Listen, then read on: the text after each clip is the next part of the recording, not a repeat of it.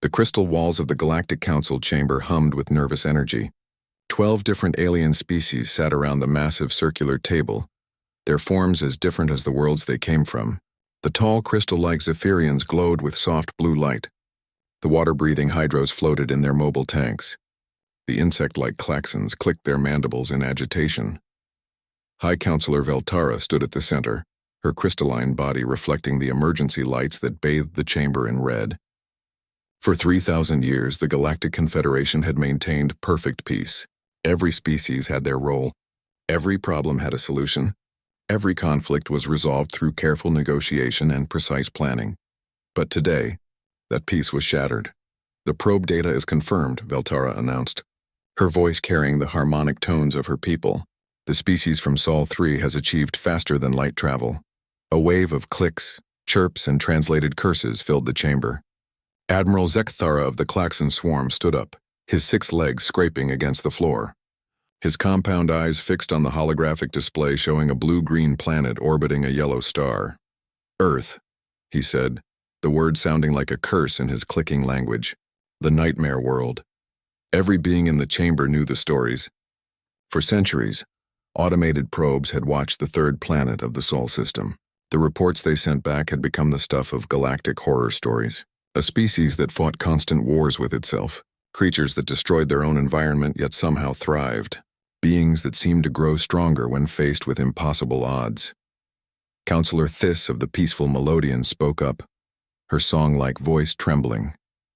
Surely the probe data was corrupted. No species could survive such chaos and still develop space travel. Veltara's light dimmed with worry. The data has been verified 17 times. Watch. The holographic display came to life, showing scenes from Earth's history. Humans building cities on fault lines that regularly shook apart, then rebuilding them stronger. Humans exploring frozen wastelands and burning deserts. Humans diving to the bottom of crushing oceans and climbing the highest mountains. Just because they were there. Look at their wars, Admiral Zekthara said, pointing at the display with one of his sharp limbs. They fight each other constantly, yet their population keeps growing. They create weapons that could destroy their entire planet, but they don't use them. They're unpredictable, dangerous. The display showed more scenes. Humans rescuing each other from burning buildings. Humans sharing food during disasters.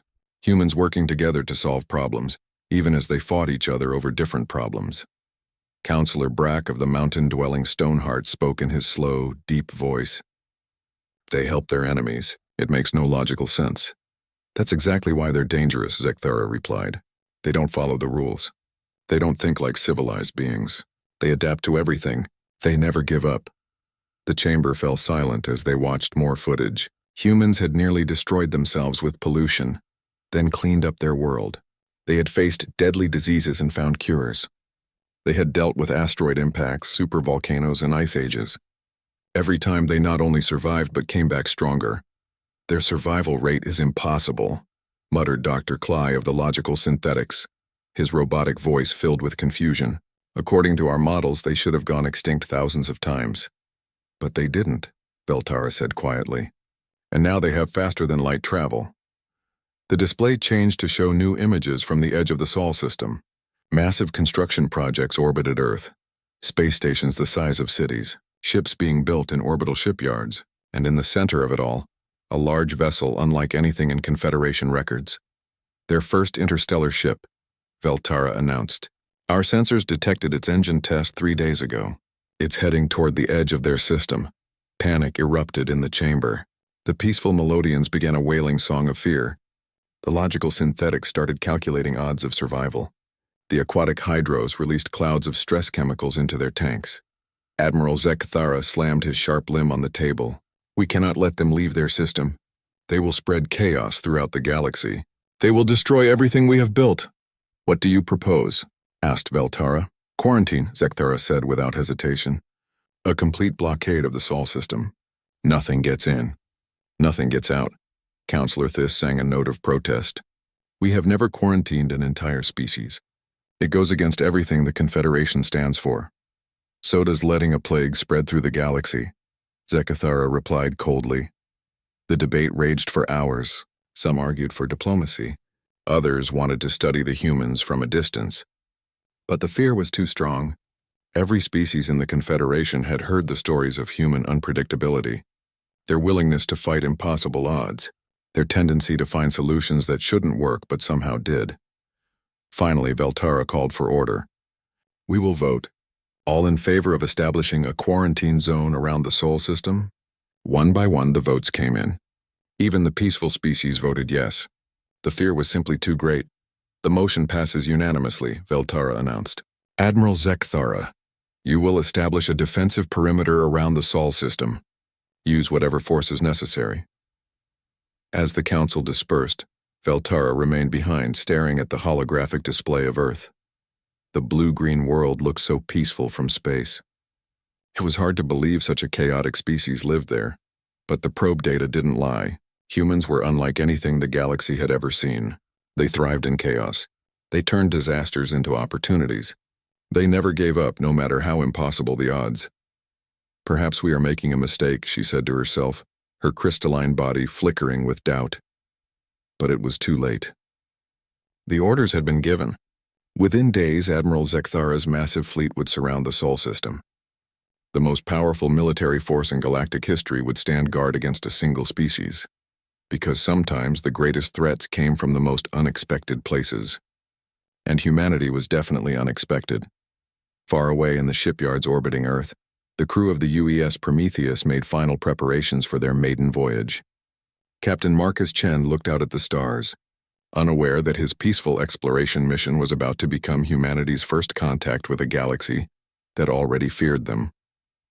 Dr. Elena Vasquez finished loading her xenobiology equipment, excited about the possibility of discovering alien life. She had no idea that alien life had already discovered them and was terrified of what they might find. The human ship powered up its engines, completely unaware that 12 alien fleets were racing to stop them from taking their first step into the larger galaxy. The species that had never met them had already decided they were too dangerous to exist alongside civilized beings. But then again, humans had never been particularly good at following other people's rules about what was possible. The UES Prometheus drifted through space like a metal whale, its engines humming with barely contained energy.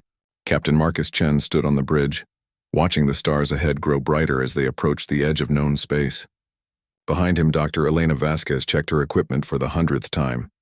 "First contact protocols are ready, Captain," she said, her voice tight with excitement and nerves. "We're broadcasting mathematical sequences, prime numbers, and peaceful intentions in 17 different formats." Chen nodded. "Good. If there's anyone out there, we want them to know we come in peace." Neither of them noticed the massive fleet waiting just beyond their sensors. Admiral Zekthara floated in the command center of his flagship, surrounded by holographic displays showing the approaching human vessel. His compound eyes tracked every detail of the strange ship. It looked wrong to his trained senses. Too many external modifications, too many backup systems. It was like someone had built a ship and then kept adding pieces whenever they thought of improvements. "Ugly design," clicked Commander Vex, his second in command. "No elegance. No planning." "That's what makes them dangerous," Zekthara replied. "They don't think like we do." The human ship was still broadcasting its messages of peace, completely unaware of the 12 fleets surrounding it. Zekthara had positioned his forces in a perfect formation, every angle covered, every escape route blocked. It should have been simple. Turn the humans around, send them back to their system, problem solved. But the universe had other plans. The cosmic storm hit without warning. Space itself seemed to twist as electromagnetic waves crashed over both fleets. The Confederation ships, designed for precision and order, immediately began shutting down non-essential systems to protect their delicate equipment. "Shields at maximum," Zekthara ordered. "All ships maintain formation."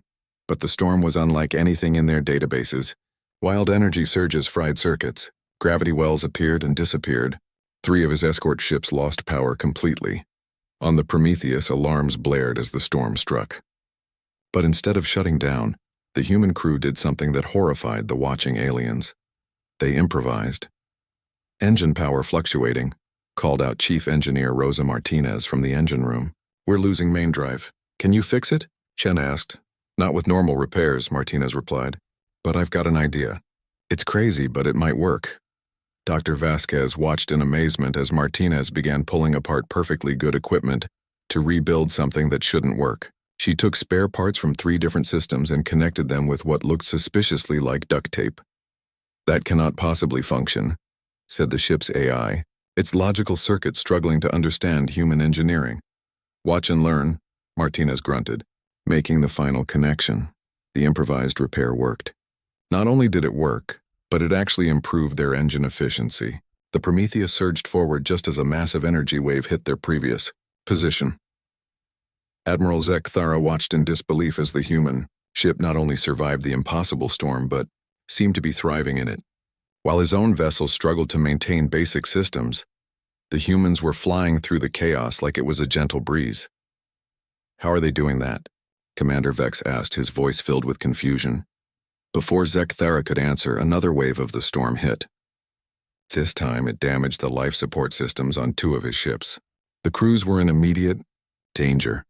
That's when the humans did something that broke every rule of galactic warfare. They helped. "This is Captain Chen of the UES Prometheus," came the broadcast from the human ship. "We're detecting ships in distress. We're coming to assist." "Sir," Commander Vex clicked frantically. "They're heading directly into the storm to reach our damaged vessels." Zek Thara stared at the display. The humans were voluntarily flying into deadly space weather to rescue aliens they had never met. Aliens who had been planning to turn them away at gunpoint. "It's a trick," he muttered. "It has to be." But it wasn't. The Prometheus arrived at the first damaged ship and immediately began transferring crew members. Dr. Vasquez worked frantically in the ship's medical bay, treating alien injuries with equipment designed for humans. The first patient was a Hydros crew member whose breathing apparatus had been damaged. Vasquez had never seen an aquatic alien before, but she didn't let that stop her. She studied the alien's biology for exactly 30 seconds, then began modifying human breathing equipment to work underwater. "This is impossible," the Hydros medical officer said through a translator. "You cannot adapt our technology so quickly." "I'm not adapting your technology," Vasquez replied, sealing the improvised breathing device around the alien's gills. "I'm making hours work for you. Sometimes good enough is better than perfect." The repair worked. The Hydros crew member not only survived but was soon helping to treat other injured aliens. Meanwhile, Captain Chen's crew was performing impossible rescues throughout the storm. They used magnetic grapples in ways that violated physics textbooks. They created temporary airlocks using cargo containers and force fields. They even jury-rigged a tractor beam from their mining equipment. Every solution was crazy. Every solution worked. Admiral Zek Thara found himself being rescued by the very beings he had come to stop. As human crew members helped evacuate his damaged flagship, he couldn't understand what he was seeing. "Why are you helping us?" he asked Captain Chen directly. Chen looked puzzled by the question. "Because you needed help. But we are strangers. Different species. We could be enemies." "Could be," Chen agreed. "But right now you're just people in trouble." By the time the storm passed, the humans had rescued over 300 alien crew members from 7 different ships. They had shared their food, their medical supplies, and their expertise without asking for anything in return. The rescued aliens returned to their ships with disturbing reports. The humans didn't just survive chaos, they seemed to enjoy it. They had turned a deadly storm into an opportunity to help others. They had solved problems in minutes that should have taken days of careful planning. Worst of all, they had been genuinely confused by the idea that they might not help people in need. Admiral Zek Thara sat in his command center, reading the reports from his officers. Everyone told the same story. The humans were dangerous, but not in the way they had expected. They were dangerous because they were completely unpredictable. They turned every rule upside down. They made impossible things possible through sheer stubbornness and creativity. And they had treated their potential enemies with more kindness than most allies showed each other. "Sir," Commander Vex approached carefully. "What are your orders?" Zek Thara looked at the human ship, now broadcasting messages of concern for the alien crews they had rescued. The humans were offering to share their medical data, their repair techniques, and their storm survival methods for free. "Signal the fleet," he said finally. "We're upgrading the quarantine to a full military blockade." "Sir?" "These humans," Zek Thara said, his voice filled with something between fear and respect, "are more dangerous than we thought. They don't just survive the impossible. They make it look easy, and they do it while helping others. As the human ship departed, continuing its peaceful exploration mission, the alien fleets regrouped. The first contact had been a disaster, but not in the way anyone had expected. The humans had proven they were everything the aliens feared, and more. High Counselor Veltara's crystalline body flickered with stress patterns as she reviewed the latest reports. In just 3 weeks, the galaxy had changed from a place of ordered peace to something from the darkest nightmares. The Devourers had returned, ancient machines that had swept through the galaxy millions of years ago, consuming entire civilizations before vanishing into dark space. Now they were back and they were hungrier than ever. Colony Nexus 7 has gone silent, reported Captain Thiss of the Melodian Fleet, her song voice trembling with grief. No survivors detected. That's the third world this week. Admiral Zekathara clicked angrily, his mandibles chattering with frustration. Our fleets can't keep up. Every time we predict where they'll strike next, they appear somewhere else entirely. Veltara dimmed her internal light as she studied the tactical displays. Red marks showed lost worlds. Yellow marks showed worlds under attack. The green marks representing safe space grew smaller each day.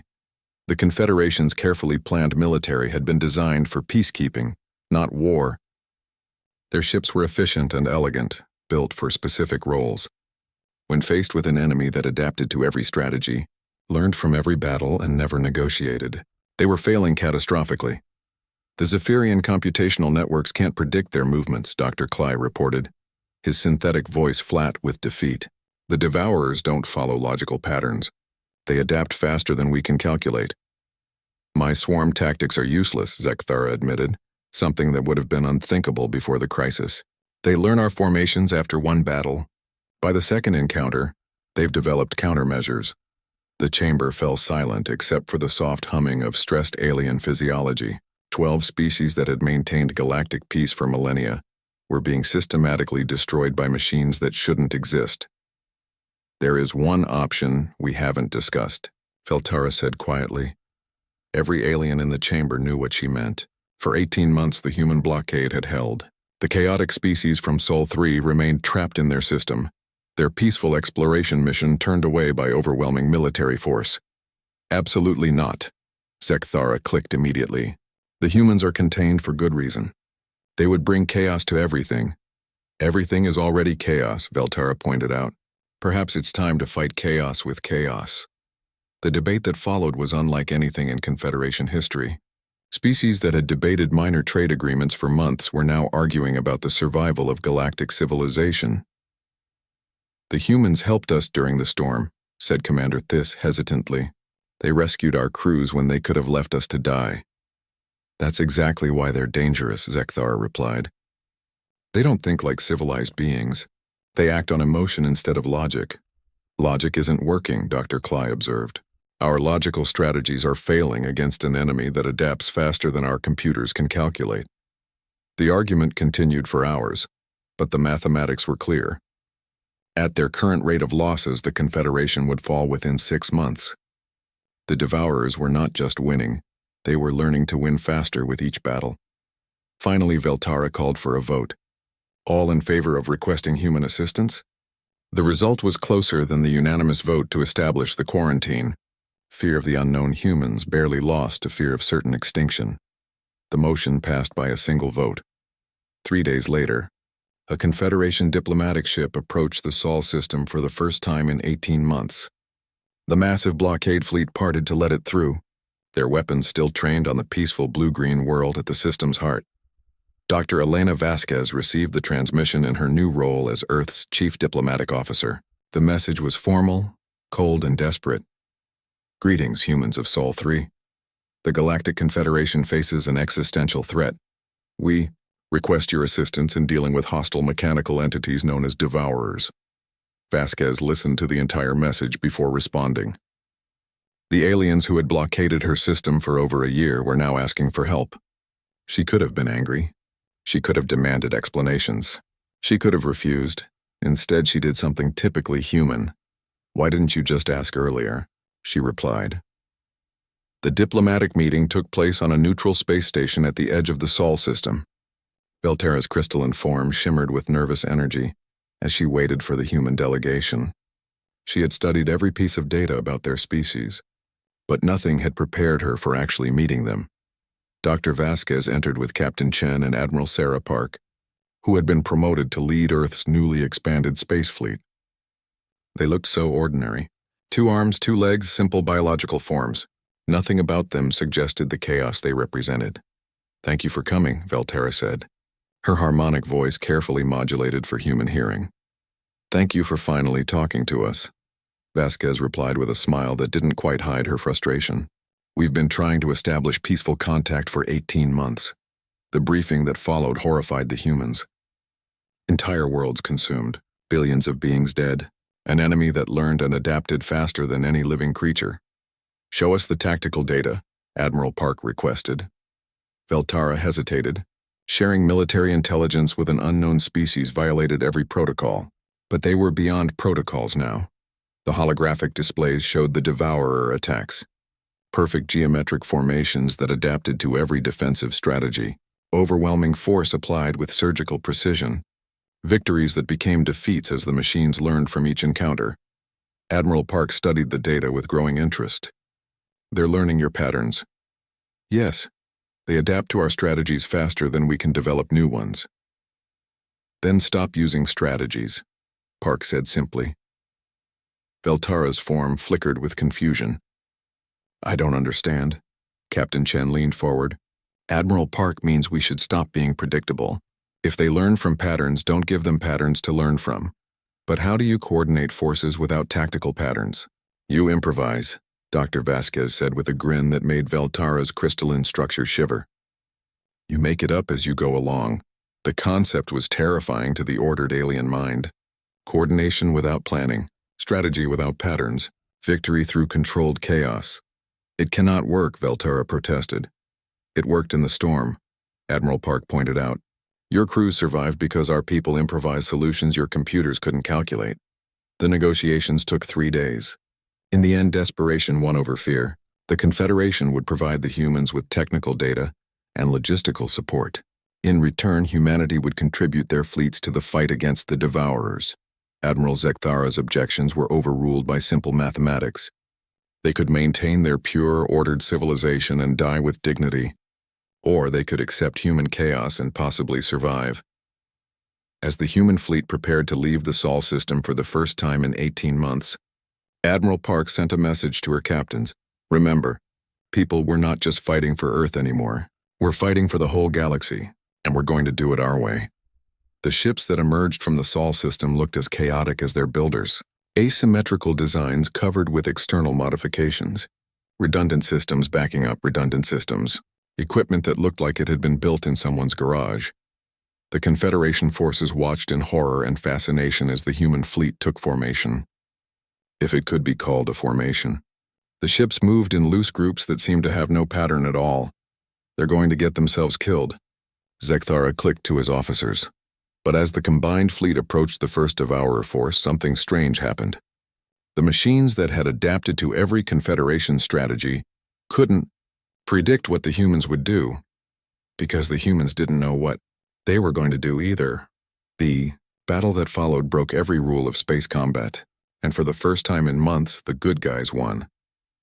The first joint battle was a disaster of the most beautiful. Kind Admiral Park's human fleet approached the Devourer formation protecting the mining world of Kepler 432b with what could generously be called a plan.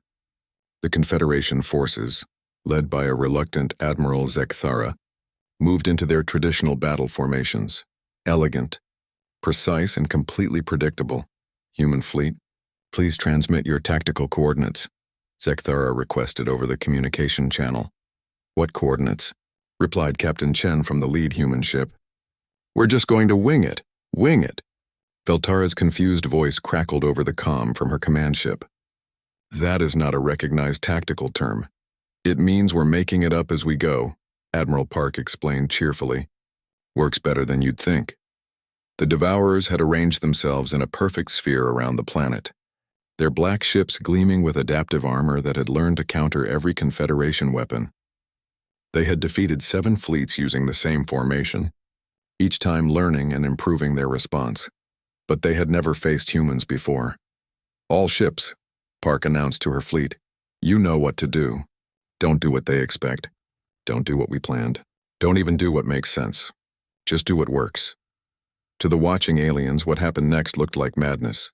The human ships scattered in all directions, flying in patterns that hurt to look at. Some ships flew upside down for no apparent reason. Others spun while firing. Captain Martinez's vessel actually flew backwards while shooting forward, using its engines as impromptu weapons. They have no formation, Zekthara clicked in horror. No coordination. They're going to collide with each other. But they didn't. Somehow, through methods that violated every military textbook, the human ships moved around each other like they were dancing. They communicated through rapid chatter that sounded more like friends playing a game than soldiers in battle. Chen, duck, called Captain Rodriguez as her ship fired over his vessel. Already ducking, Chen replied, spinning his ship in a direction that shouldn't have been possible. Martinez, you've got 3 on your tail. I see them. Martinez laughed as she used her ship's cargo manipulator arms to grab a piece of space debris and hurl it at her pursuers. Thanks for the heads up. The Devourers, machines designed to learn and adapt, found themselves facing an enemy that couldn't be learned from because there was nothing consistent to learn. Every human ship fought differently. Every human captain made different decisions. Every human solution was unique. When Captain Thompson's engines were damaged, he didn't retreat for repairs like any sensible commander. Instead, he used the venting drive plasma as a weapon, creating a massive flame that confused the Devourer targeting systems. When Captain Liu found herself surrounded, she didn't call for backup. She overloaded her communications array to create an electromagnetic pulse that scrambled local sensors, then rammed her way out while the enemy was blind. The Confederation forces watched in amazement as the humans turned every disadvantage into an advantage. Damaged ships fought harder than intact ones. Isolated vessels became more dangerous, not less. The humans seemed to thrive on the chaos of battle. They're enjoying this, Veltara observed, her crystalline form flickering with disbelief. They are actually having fun. How is that possible? Dr. Cly asked, his logical circuits struggling to process what he was seeing. Combat is stressful. Battle is terrifying. How can they find pleasure in violence? They're not enjoying the violence, realized Admiral Zekthara, his compound eyes tracking the impossible human maneuvers. They're enjoying the challenge, and it was true. The human communications channels were filled with laughter, excitement, and creative profanity. They weren't fighting a grim battle for survival. They were solving the most interesting puzzle they'd ever encountered. Park to all ships, Admiral Park announced. The machines are starting to adapt to our chaos. Time to get more chaotic. What followed defied all military logic. Ships began switching roles mid-battle. Fighter pilots started behaving like heavy cruisers. Cargo vessels began acting like fighters. The humans created confusion so complete that even they weren't sure what they were doing. The Devourers, for the first time in their existence, retreated in disorder. They're running, Captain Chen whooped over the comm. The big scary machines are actually running away. The victory celebration was premature. Within hours, the Devourers returned with new adaptations. They had learned from the first encounter and developed countermeasures to human unpredictability. But the humans had learned too. Round 2, Admiral Park announced. This time, let's try being predictable. The second battle was fought with rigid formations and careful planning. The Devourers adapted to counter human chaos, found themselves facing human order. When they adapted to that, the humans switched back to chaos. Then they tried something that broke Admiral Zekthara's mind entirely. All Confederation ships, Admiral Park announced. We're going to try a joint formation. Humans will be chaotic. Aliens will be orderly. Everyone stick to what you do best. The combined attack was devastating. While the Devourers tried to adapt to human chaos, the Confederation forces struck with surgical precision. When the machines focused on countering alien order, the humans hit them with creative improvisation. Captain Chen's ship and Admiral Zekthara's flagship found themselves fighting side by side. The human vessel spun and weaved through enemy fire while the Klaxon ship maintained perfect formation and devastating firepower. Your flying makes no sense.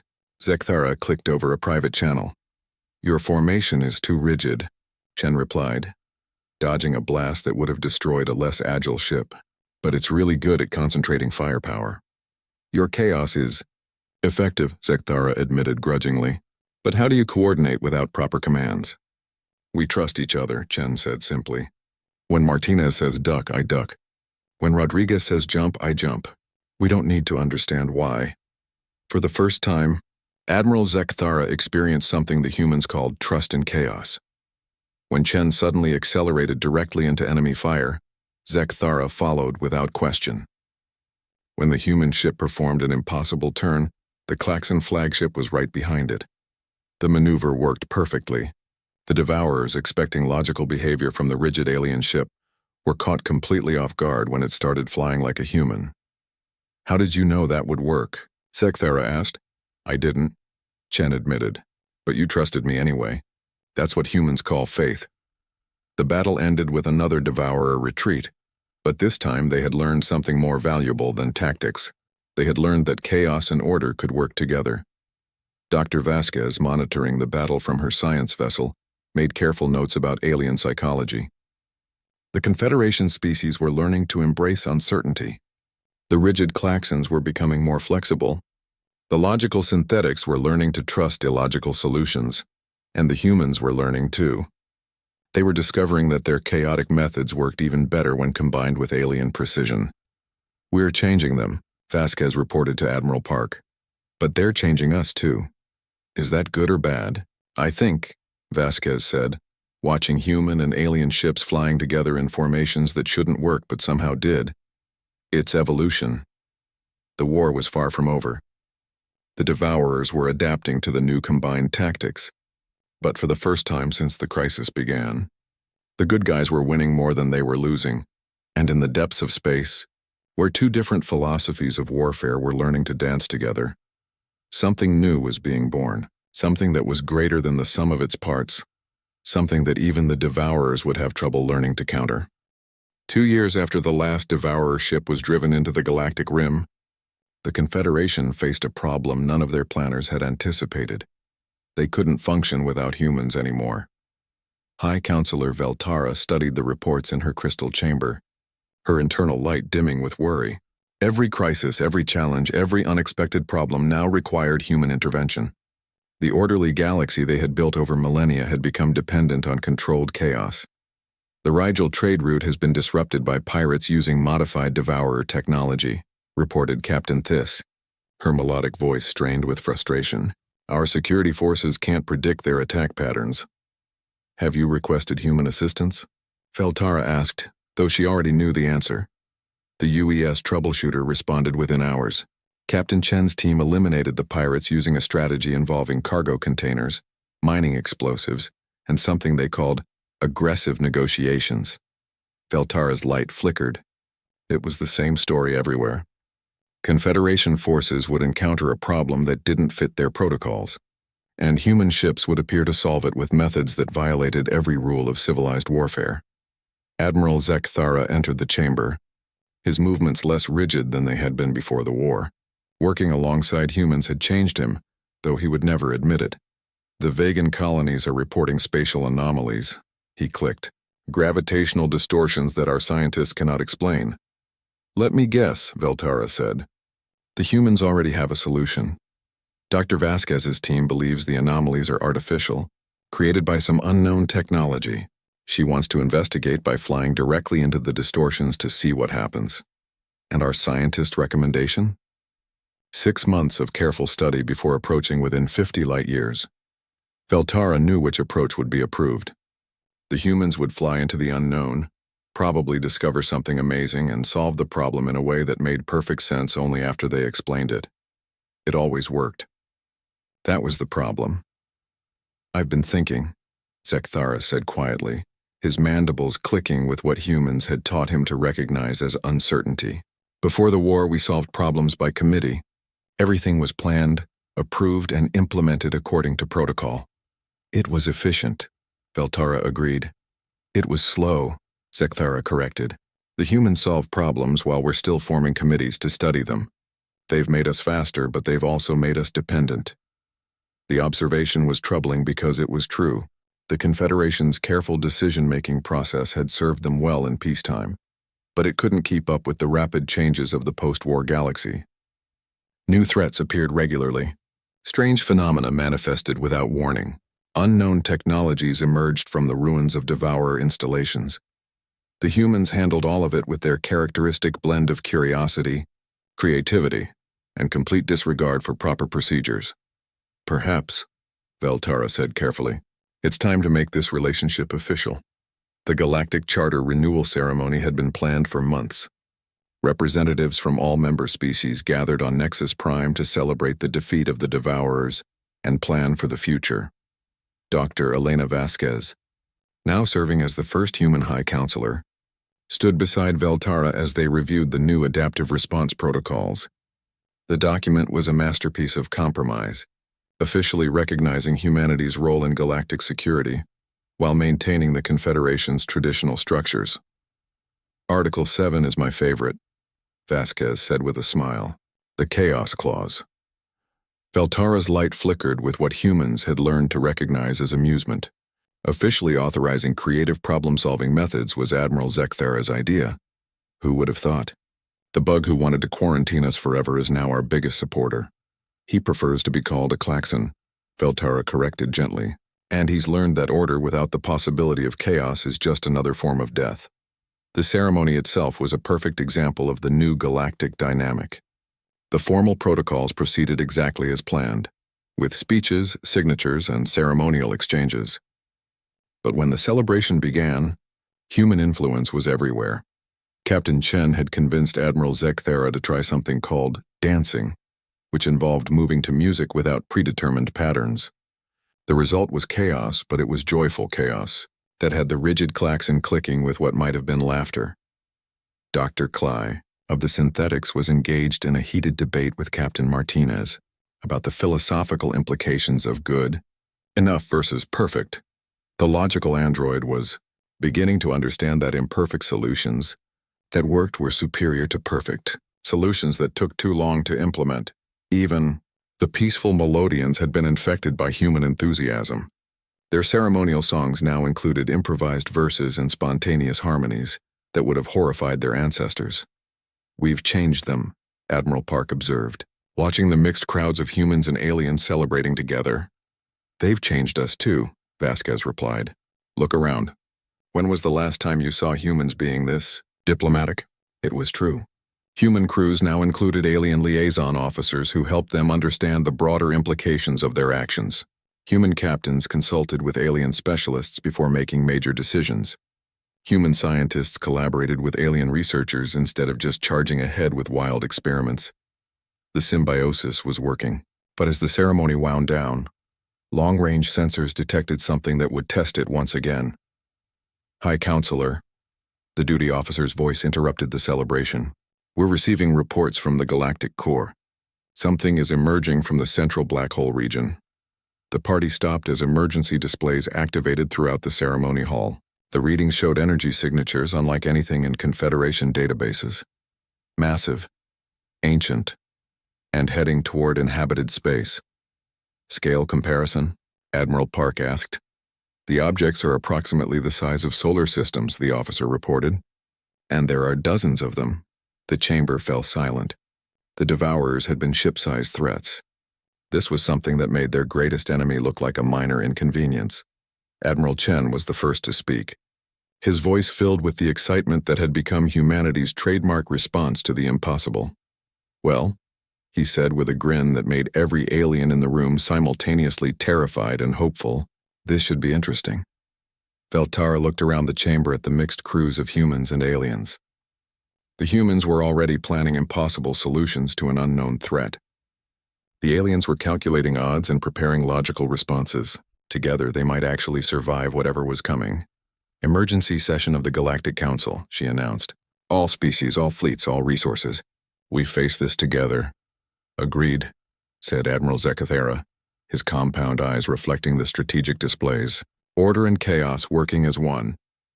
As the various species dispersed to prepare for the new crisis, Admiral Park found herself standing with Dr. Vasquez on an observation deck overlooking the bustling spaceport. Human and alien ships were already departing to investigate the new threat. Do you think we made the right choice? Vasquez asked. Integrating our chaos into their order? Park watched a human destroyer practicing maneuvers with a Zephyrian science vessel. The formations they created shouldn't have worked, but they did. Beautiful, functional, and completely unique. "Look at them," she said. 2 years ago, those aliens were terrified of us. Now they're flying patterns that would give their ancestors nightmares, and loving every minute of it. And us? We've learned that sometimes the best solution isn't the first one you think of. Sometimes it's worth asking for advice before jumping into the unknown. Sometimes, Admiral Park grinned. Let's not get crazy. We're still human. In the distance, Captain Chen's ship was already heading toward the galactic core, accompanied by a mixed task force of human and alien vessels.